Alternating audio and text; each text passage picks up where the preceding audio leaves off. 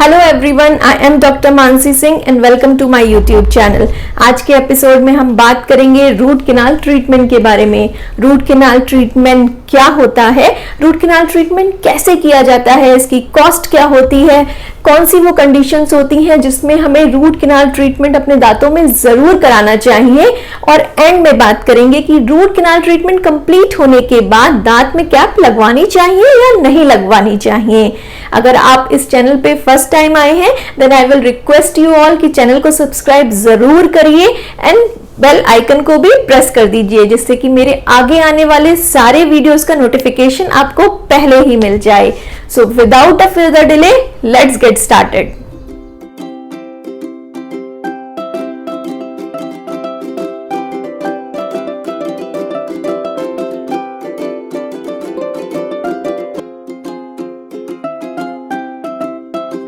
सबसे पहले बात करते हैं कि रूट कैनाल ट्रीटमेंट क्या होता है, कैसे किया जाता है और किन कंडीशंस में रूट कैनाल ट्रीटमेंट दांतों में करवाया जाता है। तो जो हमारे दांत होते हैं उनकी 3 लेयर होती हैं। जो बाहर वाली 2 लेयर होती हैं वो हमारे दांतों को स्ट्रक्चर देती हैं, स्ट्रेंथ देती हैं। इन 2 लेयर की वजह से हम आसानी से किसी भी खाने को चबाते हैं। जो सबसे अंदर वाली लेयर होती है उसे हम बोलते हैं पल्प। पल्प बहुत ही सॉफ्ट होती है, मुलायम होती है, क्योंकि इसमें बहुत सारी ब्लड वेसल्स और नर्व्स होती हैं। जब भी दांतों का इन्फेक्शन, दांतों का कीड़ा 2 लेयर को क्रॉस करता हुआ तीसरी लेयर पल्प तक पहुंच जाता है तो ये ब्लड वेसल्स और नर्व्स इन्फ्लेम्ड हो जाती हैं, इन्फेक्ट हो जाती हैं, और इस कंडीशन में हम अपने पेशेंट्स को रूट कैनाल ट्रीटमेंट कराने की सलाह देते हैं। रूट कैनाल ट्रीटमेंट हम पतली पतली सुइयां, जिन्हें हम फाइल्स बोलते हैं, उनकी हेल्प से करते हैं। इन सुइयों को दांतों के क्राउन पोर्शन से रूट पोर्शन तक लेके जाया जाता है और सारे इन्फेक्टेड नर्व्स को निकाल के बाहर कर दिया जाता है। उसके बाद दांतों की अच्छे से सफाई की जाती है और सबसे एंड में दांतों को एक मेडिकेटेड केमिकल से फिल कर दिया जाता है, और इसी तरीके से ही रूट कैनाल ट्रीटमेंट सारे दांतों में परफॉर्म किया जाता है। अब बात करते हैं उन कंडीशंस के बारे में जिसमें हमें रूट कैनाल ट्रीटमेंट एडवाइस किया जाता है। तो सबसे पहला और सबसे कॉमन होता है deep dental caries. Dental caries क्या होती हैं? क्या दांतों में सचमुच कोई कीड़ा होता है? नहीं। जब आप कुछ खाना खाते हैं और खाना खाने के बाद अच्छे से दांतों की सफाई नहीं करते हैं तो जो वो खाना दांतों से चिपका रह जाता है, उस चिपके हुए खाने पे बहुत सारे बैक्टीरियाज, हमारे मुंह में तो बैक्टीरियाज होते ही हैं, वो हार्मफुल बैक्टीरियाज ग्रो करके उससे चिपक जाते हैं और धीरे धीरे वो दांत को सड़ा देते हैं। इस दांतों के सड़ने को ही हम डेंटल केरीज या दांतों में कीड़ा लगना कहते हैं। अब ये जो दांतों का इन्फेक्शन होता है, जब ये बाहर की दोनों लेयर को क्रॉस करता हुआ आखिरी लेयर, थर्ड लेयर मतलब पल्प में पहुंच जाता है, तो वो जितनी भी ब्लड वेसल्स और नर्व्स होती हैं उसको इन्फेक्ट कर देता है। इस कंडीशन में पेशेंट को काफी तेज पेन होता है। अगर वो खाना खाता है तो भी पेन होता है, नहीं खाता है तो भी पेन होता है। जो पेन होता है वो बहुत कॉन्टिन्यूअस होता है और शार्प होता है। रात में ये पेन लेट जाने पे अचानक से बढ़ जाता है, पानी पीने पे भी ये पेन बढ़ जाता है।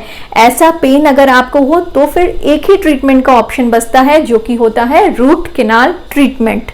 सेकेंड रीजन होता है चोट लग जाने पे, ट्रॉमा होने पे, जैसे कि आपने रोड एक्सीडेंट में देखा है ये जो जबड़ा होता है ये टूट जाता है, या छोटी मोटी चोट लगने पे भी दांत टूट जाते हैं। जब भी दांत टूटता है, दांतों में ट्रॉमा होता है, तब भी रूट कैनाल ट्रीटमेंट एडवाइस किया जाता है।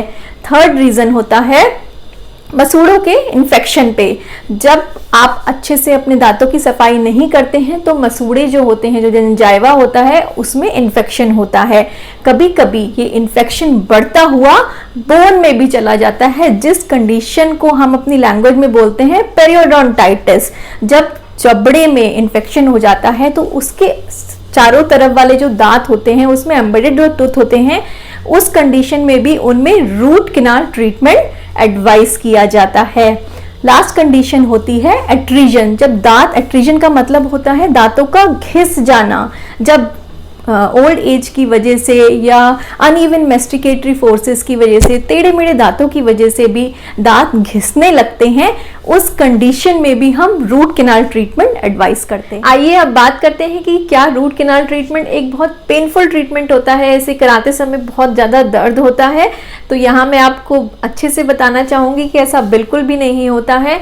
रूट कैनाल ट्रीटमेंट करने के लिए डेंटिस्ट आपको लोकल एनेस्थीसिया देता है, आपकी नस को शून्य करने के लिए एक छोटा सा इंजेक्शन देता है, जिसकी बाद जो नर्व होती है, जो एसोसिएटेड नर्व होती है, वो एब्सोल्युटली एनेस्थाइज हो जाती है। आपको ट्रीटमेंट कराते समय बिल्कुल भी दर्द का पता नहीं चलता है। बहुत कम ऐसी कंडीशन होती हैं कि दांतों की जड़ों के पास में पस का होना, एक्यूट प्रोलिफरेशन होना पल्प में, ये वो कुछ कंडीशंस होती हैं जिसमें पेशेंट को जो एनेस्थीसिया दिया जाता है वो 100% इफेक्टिव नहीं होता है और उसको थोड़ा बहुत दांतों में सेंसेशन रह जाता है। अदरवाइज रूट कैनाल ट्रीटमेंट एक पेनलेस ट्रीटमेंट है। आप आते दर्द के साथ हैं लेकिन जाते एक स्माइल के साथ हैं। नेक्स्ट बात करते हैं कि किसका कॉस्ट क्या होती है। तो रूट कैनाल ट्रीटमेंट की कॉस्ट वेरी करती है 2000 से लेकर 8000 तक, डिपेंड करता है कि कौन सा दांत है, आगे वाला दांत है या पीछे वाला दांत है, और उस दांत में कितना इन्फेक्शन है। वीडियो के एंड में बात करते हैं एक बहुत ही कॉमन कंफ्यूजन के बारे में कि रूट कैनाल ट्रीटमेंट तो हमने करा लिया है, हमको दांत में कोई पेन भी नहीं है, क्या अब इस दांत की कैपिंग कराना जरूरी है? यस, बहुत ज़्यादा ज़रूरी है। तो जब मैंने आपको रूट कैनाल ट्रीटमेंट समझाया था तो उसमें बताया था कि जब हम रूट कैनाल ट्रीटमेंट करते हैं तो हम पल्प को निकाल के बाहर करते हैं। इस प्रोसेस में हम बहुत ज़्यादा इनामल और डेंटिन को भी क्लीन करते हैं, जिसकी वजह से जो हमारा दांत होता है वो हॉलो हो जाता है, डेड हो जाता है, ब्रिटल हो जाता है, और ट्रीटमेंट करने के बाद आपके ट्रीटेड दांत के टूटने की परसेंटेज बहुत ज़्यादा बढ़ जाती है। और इसी रीज़न की वजह से रूट कैनाल ट्रीटमेंट कराने के बाद कैपिंग करना मस्ट होता है, उसको बिल्कुल भी अवॉइड मत कीजिएगा।